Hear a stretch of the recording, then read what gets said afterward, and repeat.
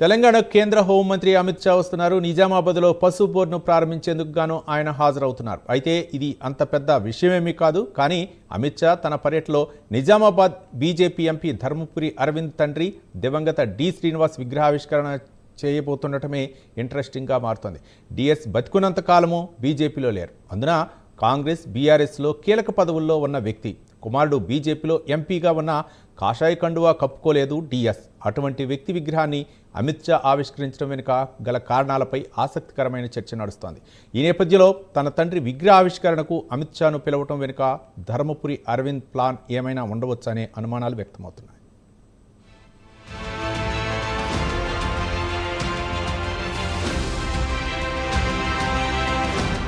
ప్రస్తుతం తెలంగాణ బీజేపీలో వర్గపోరు తీవ్రంగా ఉంది.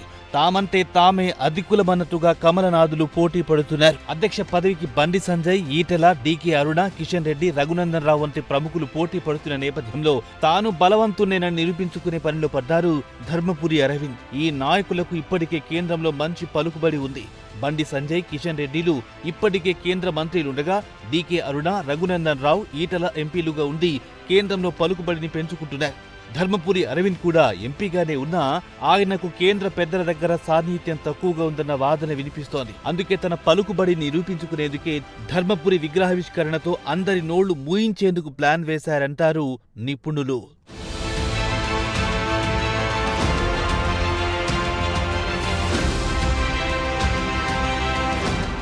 మరోవైపు అమిత్ షా కూడా విగ్రహావిష్కరణకు ఒప్పుకోవడానికి ప్రత్యేక కారణం ఉండే ఉంటుందంటున్నారు.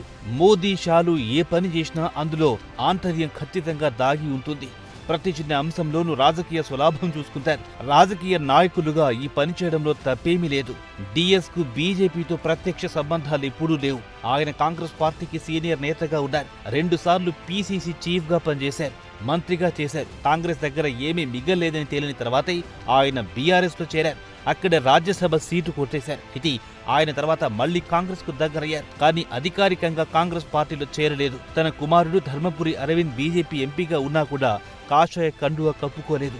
అటువంటి వ్యక్తి విగ్రహావిష్కరణను అమిత్ షా చేస్తున్నారు. కాంగ్రెస్ పార్టీలోనే కాకుండా ఏ పార్టీలో ఉన్నా ఆరోగ్యకర రాజకీయాలు చేసిన నేతలను బీజేపీ నేతలు ఎప్పుడూ సత్కరిస్తూనే వచ్చారు.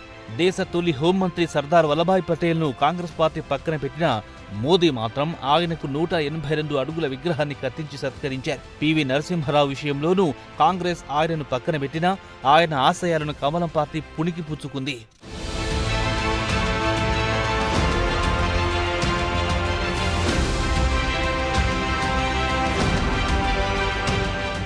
కమ్యూనిస్టు నాయకులకు కూడా పద్మశ్రీ అవార్డు ప్రకటించిన చరిత్ర కాషాయ పార్టీకుంది. ఇలా అన్ని పార్టీలోనూ మంచి నాయకులను దగ్గర చేసుకునే క్రమంలోనే డిఎస్ విగ్రహావిష్కరణకు అమిత్ షా మొగ్గు చూపి ఉండొచ్చనంటున్నారు విశ్లేషకులు. డిఎస్ పై ఎటువంటి అవినీతి మరక లేకపోవడమే ఇందుకు కారణం. అన్ని పార్టీల్లోనూ పేరున్న నాయకులను సొంతం చేసుకోవడం వల్ల బీజేపీకి కొన్ని ప్రయోజనాలు ఒనగూరుతాయని నిపుణులు అభిప్రాయపడుతున్నారు.